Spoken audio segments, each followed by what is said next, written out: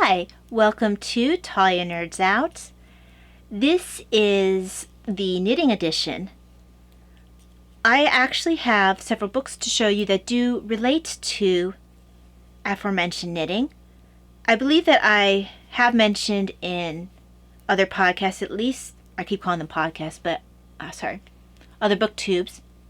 I feel like there's still hair in my mouth. Anyway, I believe I've mentioned other booktubes prior to this one that I do have what used to be called knitting podcasts. Now they're called yarn tube. I've heard them called many different things.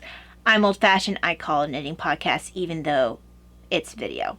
That's what they were called when I got started. Even though, like I said, I think most people call them yarn tube now. Anyway, but for the past 10 plus years, I've had a knitting podcast. I co-host with my mom, but that's not the main reason why I have what's a knitting edition here today. It's related, but not the reason why. Normally this kind of content would be saved for my knitting channel. But this video will probably be going between this channel and that one. Probably, like I said, be reposted, this video and those like it. So, what I'm talking about is I have some books here that are knitting related, and I hope to kind of do like a little series if there's enough to talk about and enough interest. I will have a series of videos that are based on the knitting books. Maybe I'll pull in some of the other fabric history books, maybe the book on antiquity about women's work that had a lot to do with like weaving and things like that.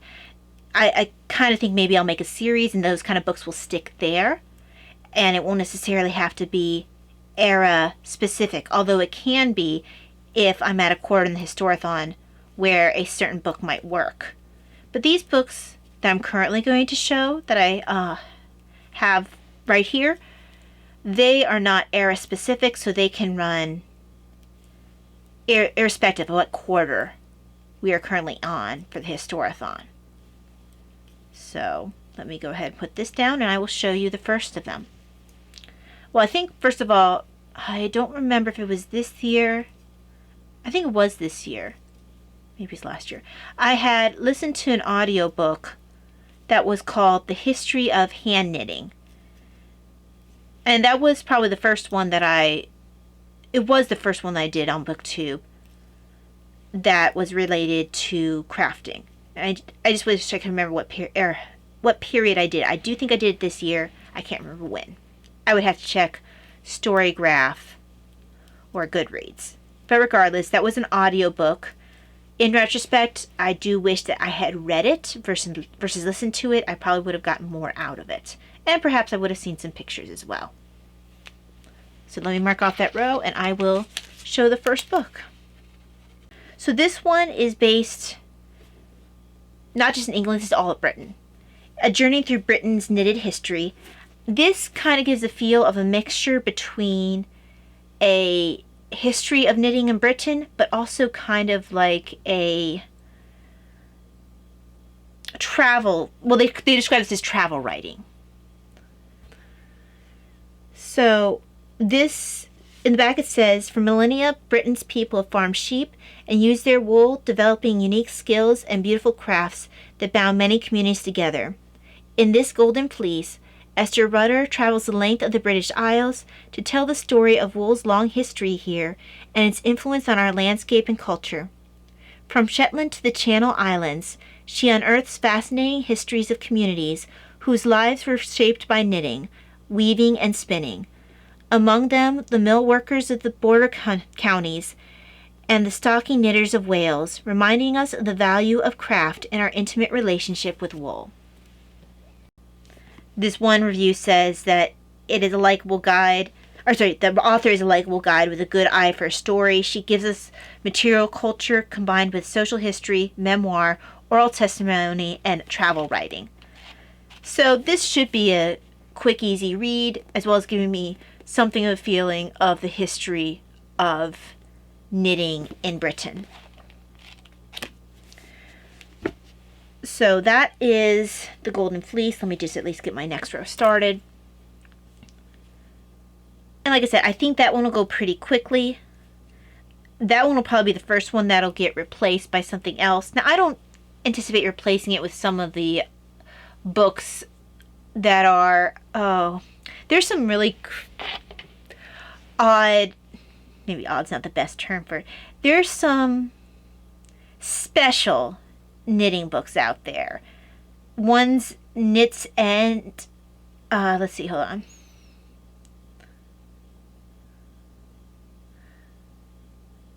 Okay, so there's all the Stephanie Pearl McPhee books, which are basically just like quirky books about being a knitter. Those won't necessarily show up here.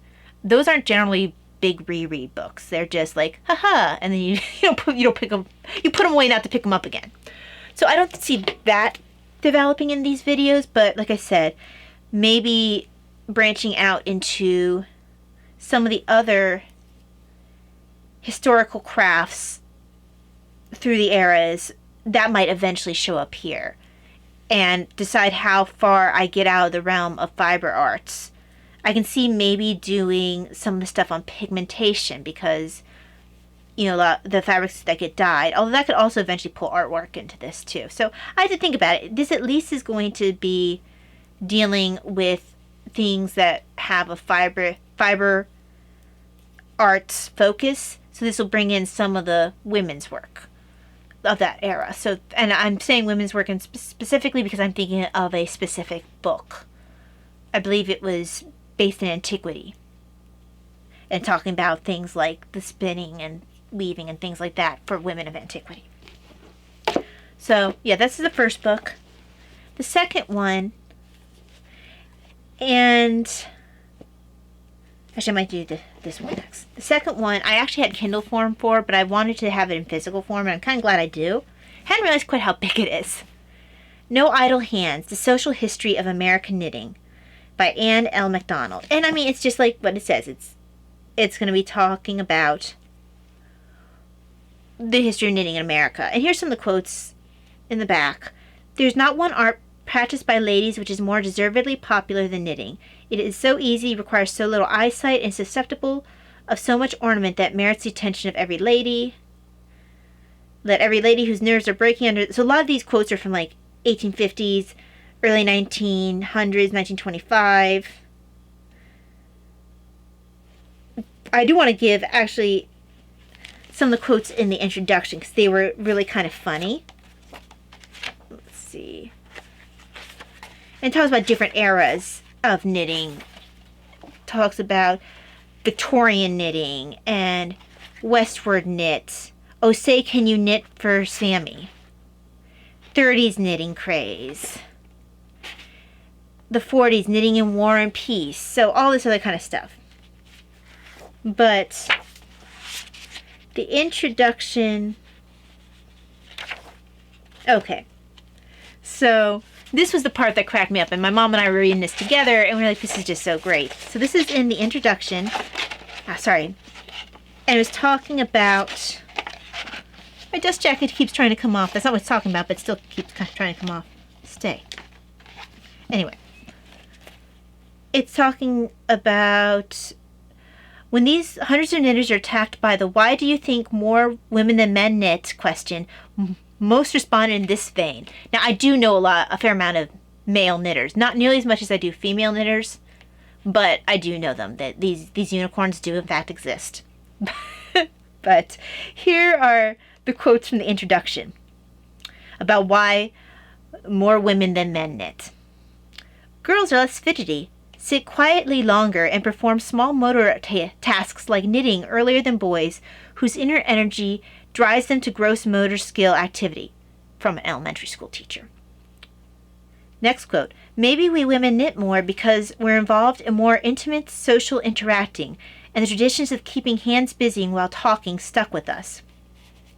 Next one kind of quotes, agrees with the first one. Men are too restless to sit still.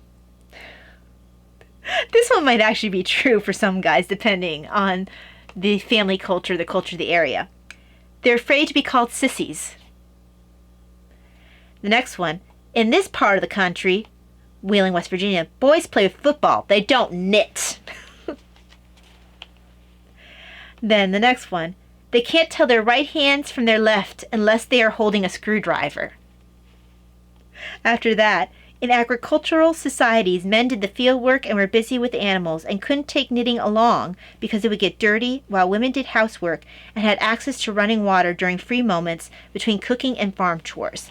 And actually, I have a disagreement with that because I do remember reading that shepherds used to take knitting and spinning with them while they were watching the sheep. And I'm talking about spindle spinning. I used to do spindle spinning for a while, but it's tiring for the arms, particularly when you have dysautonomia and your blood pools. So if I do this too long, my arm's gonna fall asleep a lot quicker than most people. Actually, I'm getting tinglies right now.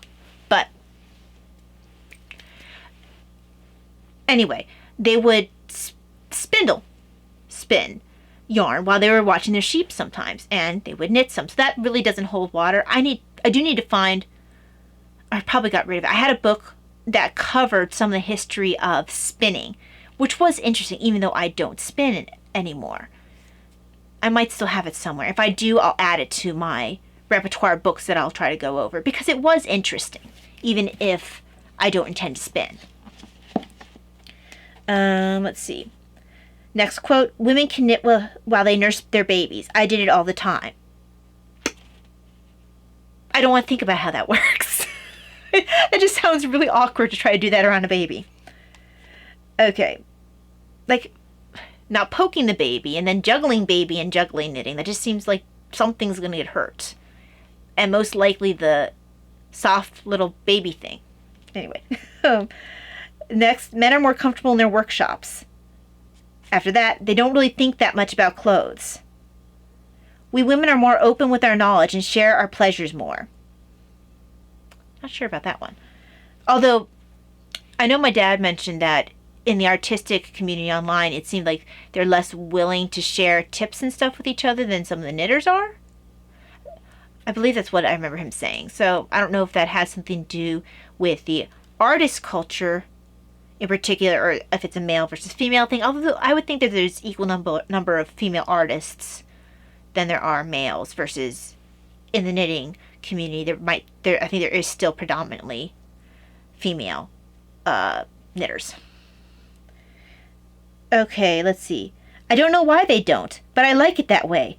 My husband would drive me nutty asking me questions all the time.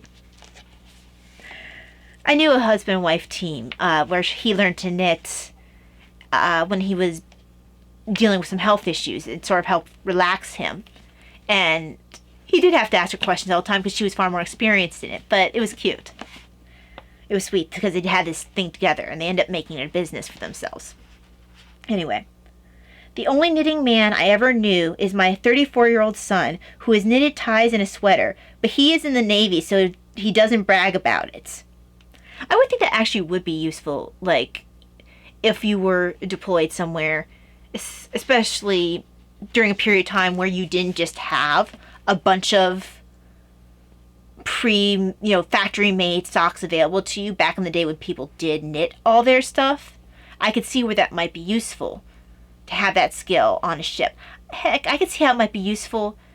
One of the things I got out of reading the book on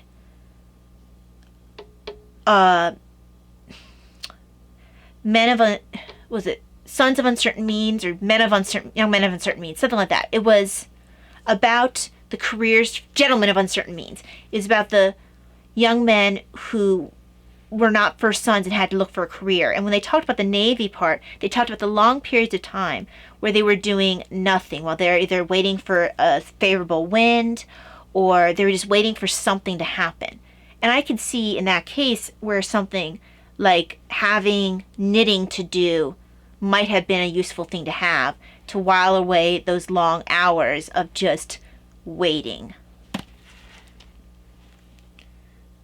And then finally it says, octogenarian Nellie Dice of Denver, Indiana summed it up.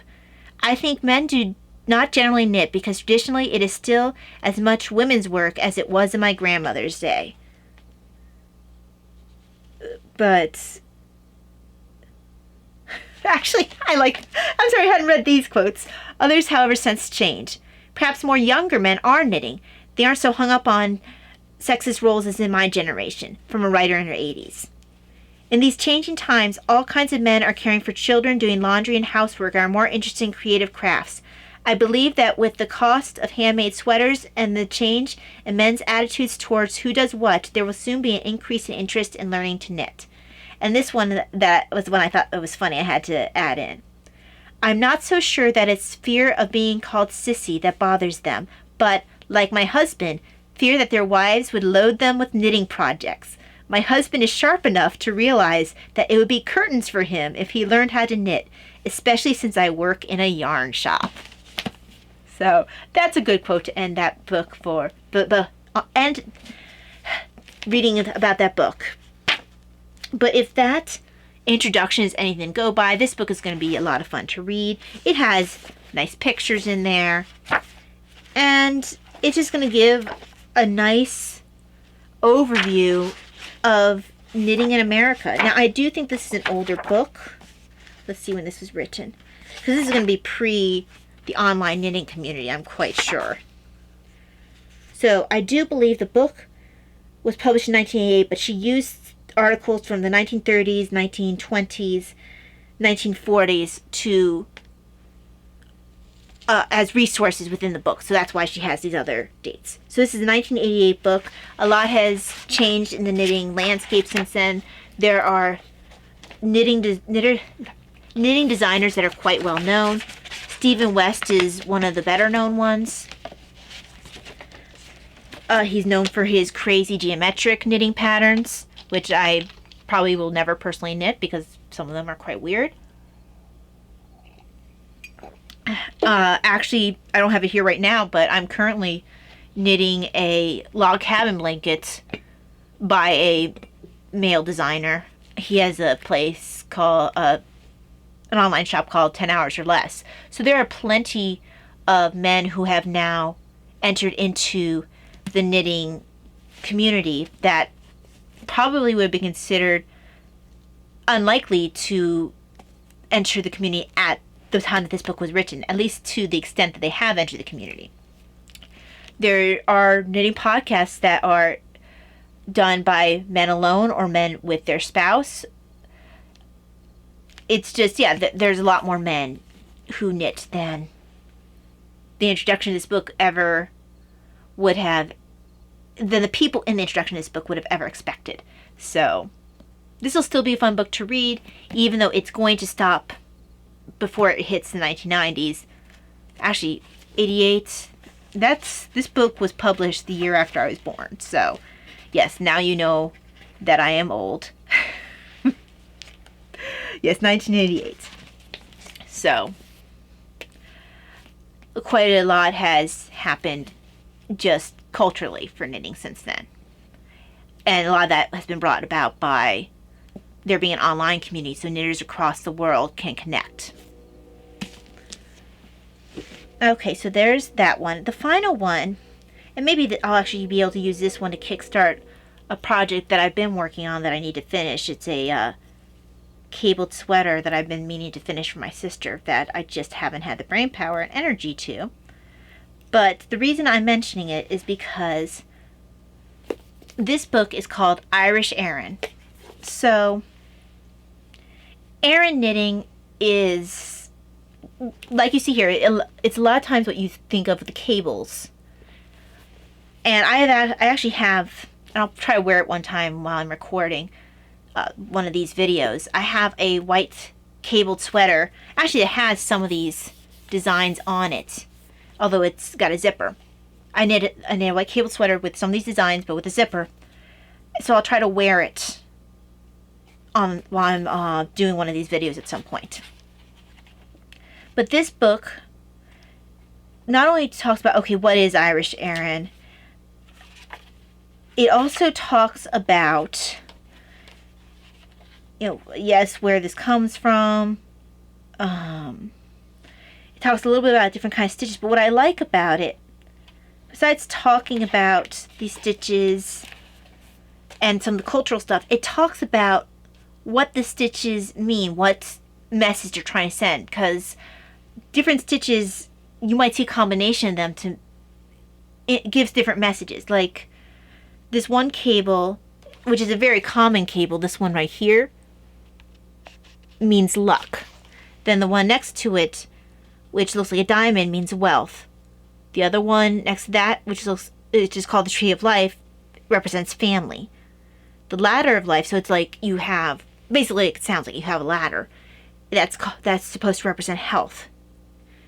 There's one that's called the Honeycomb, and I do have the honeycomb in a sweater, in that sweater I mentioned. And that's meant to represent work, I guess because of bees. Then you have this one, which is pretty. I know I've done this one as well.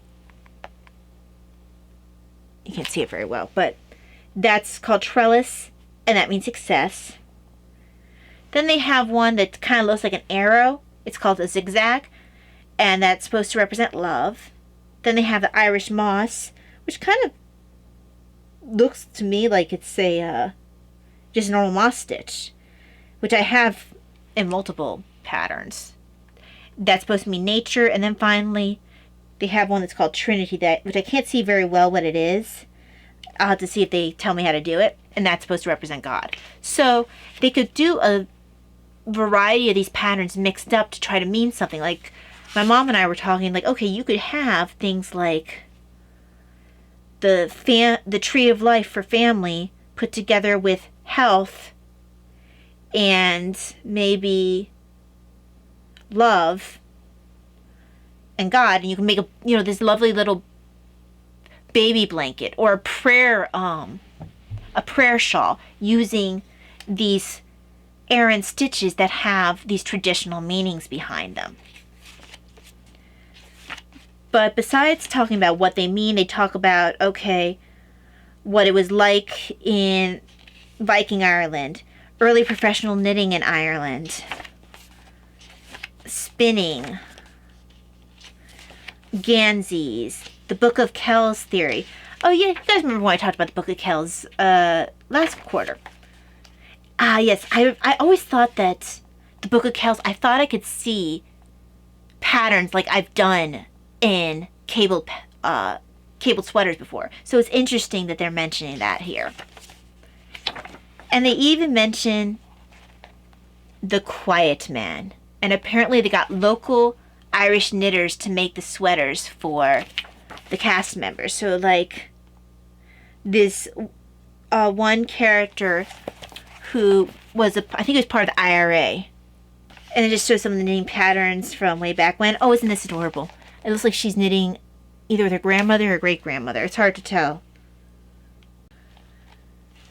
But it shows the style, different knitting styles as the years progressed. So this is going to be nice.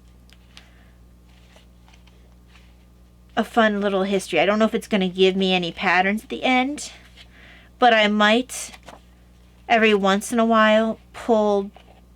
I've got 2 knit sweaters that I've completed, and what I might do is, if it talks about a specific stitch, I might try to show it on the actual knitted fabric so that you can see what I'm talking about if I end up talking more about this book, because sometimes you can't really see in the pictures here. But yeah, this video actually went longer than I anticipated. I did not anticipate to have a longer booktube video about knitting. Yeah, if you guys think of any other sorry, my brain just broke. If you guys can think of any other fiber arts books that you'd like to maybe see in this section, like I said, I'll see if I have still the spinning book, this book on spindling, somewhere downstairs. But anything like that, like I can maybe try to fit into this section at some point, because that might be kind of a nice, more relaxing type video. Not necessarily everyone's cup of tea, but it would be a crossover between my 2 channels. And I split a stitch. There we go. But yeah, thank you very much for joining me for Talia Nerds Out. I hope that you enjoyed this slightly unusual video for this channel. And I will see you for whatever the next video might be. God bless. Bye.